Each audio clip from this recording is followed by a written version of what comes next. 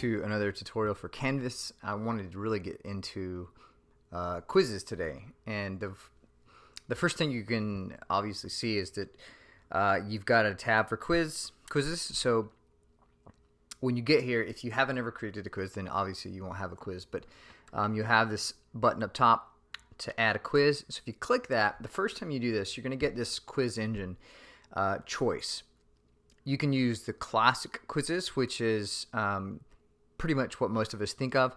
Then they are developing a new version of quizzes that has a little bit more control over a few things.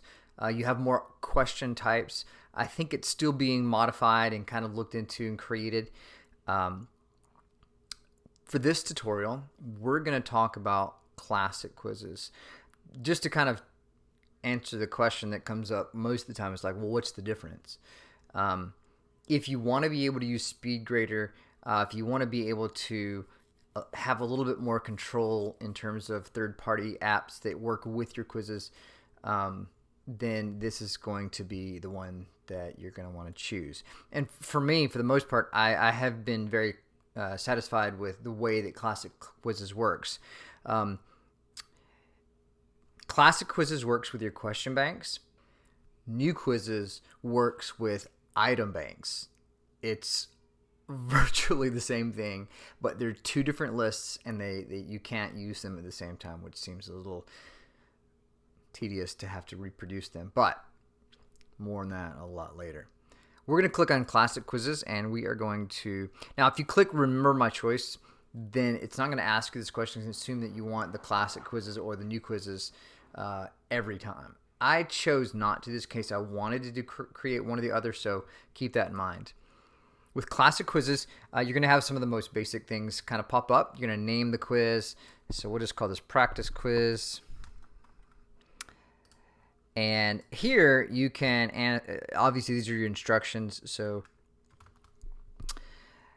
now within these options, within your instructions here, you could of course add any kind of content that you've created before. If you wanted to put a video here, if you wanted to put links, all of your text-rich editor items are still available to put into your instructions. So you can get that fairly complex if you really wanted to.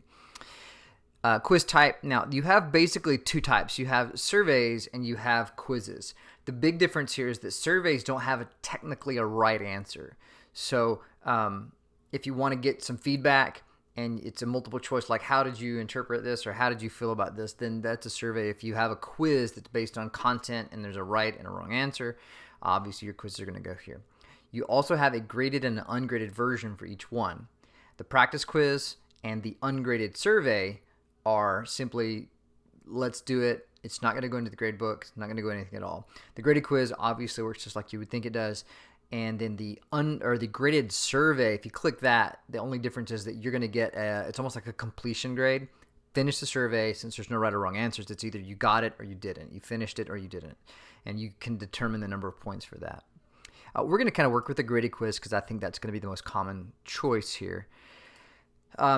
If you have created your assignment categories, now I went in and I've added the basic daily tests, writing, and benchmarks, the categories that I normally use in the gradebook, and I've added those in the assignment tab. You can add categories there.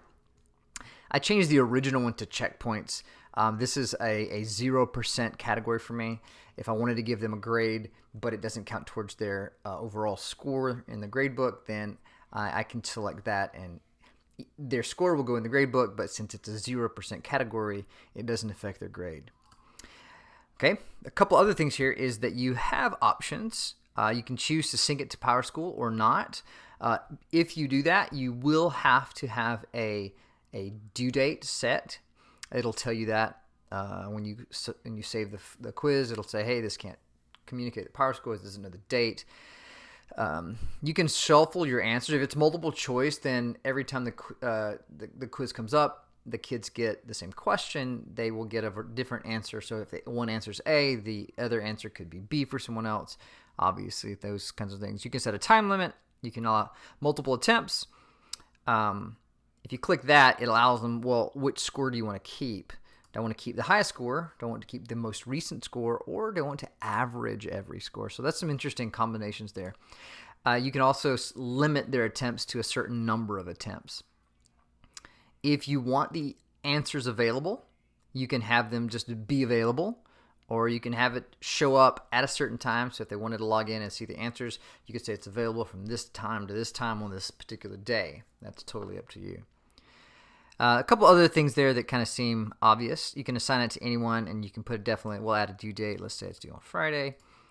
And of course, if you wanted to make it available by time and date, you can also do that, right? So we're going to leave that alone. I could, of course, assign that to individual students, or I could assign it to the entire class, or even a section that I have that rather than assigning it to my entire group of students in that course. Now, at the top, you have three main tabs. Details, which you just went over. You have questions and mastery paths. We're going to talk about details and questions today. Mastery paths we're going to take care of in another video. So when you get to the questions, if you want to create a quiz straight off the cuff, just kind of let me write out the questions on the fly, you click New Question. It's going to pop up. It's going to open up the text-rich editor. It's going to open up your answer or your question types. Obviously, you have the basic ones: multiple choice, true, false, fill in the blanks, drop downs, matching, essay question. This is your free response question if you wanted to hand grade this later on. If you want them to upload a file to a question, they do something and they upload their response using maybe a video or an audio, or maybe they've done a presentation, then that would be a question you could do. And of course, you can just add text to the document at the same time. So we're going to kind of go with multiple choice since it's probably one of the more common ones. I can, of course, type up my question here.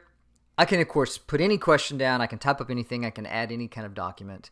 I can add any media to the question. It's as open-ended as you want it to be. At this point, I can type in answer choices here. These are obviously your multiple choice answers. And it says possible answer here. If I wanted to add the correct answer to any one of these, I can simply click the arrow, and that would say this is the correct answer. Obviously, it all defaults to the first choice. Of course, you can put them in any order. If you've got that box checked up top where it randomizes these things, then it'll shuffle them around anyway, so you don't have the same answer in the same place every time. The boxes you see underneath them are feedback, right? So if you wanted to give feedback for the specific correct answer, you can type it in here. Of course, this is your text-rich editor. You can definitely even add in a video of, hey, great job. Any kind of things like that. And you've also got, if you chose specific answers, maybe you've put in some distractors and you wanted to talk about why it was incorrect, you could do that. You can also go down to the bottom for every correct answer, incorrect, or in general, you can apply a comment as you see fit. Okay, and once you do that, if you need to add additional choices, you can come down here and you can add as many choices as you see fit. At the top here, I missed this part. You can change the point value of every question as you type it in. So make sure, I always forget to do that. You can go in here and you can edit it there. So I'm going to cancel that now. If you have worked with your question banks, or if you wanted to create a series of questions, then you could choose, let me make my multiple choice questions. And what I could do is I could go in here and I could say, let me choose my multiple. I want to make this the multiple choice questions. So you can label that. Now I can create a series of questions to go into this group, or I could link it to a question bank, and we'll talk about that in a minute.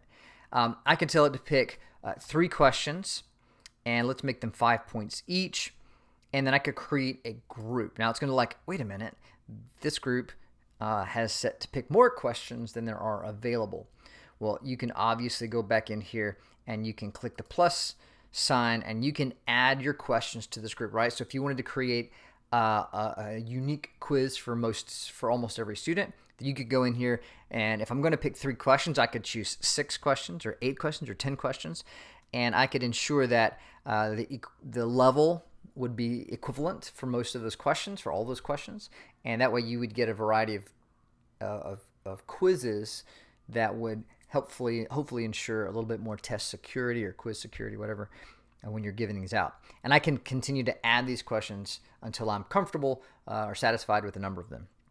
Okay, let's go back, and what happens if I want to add questions that I've already spent time working in my question bank, right? I can click new question group, and I can type this, of course. Let's call this the multiple choice questions.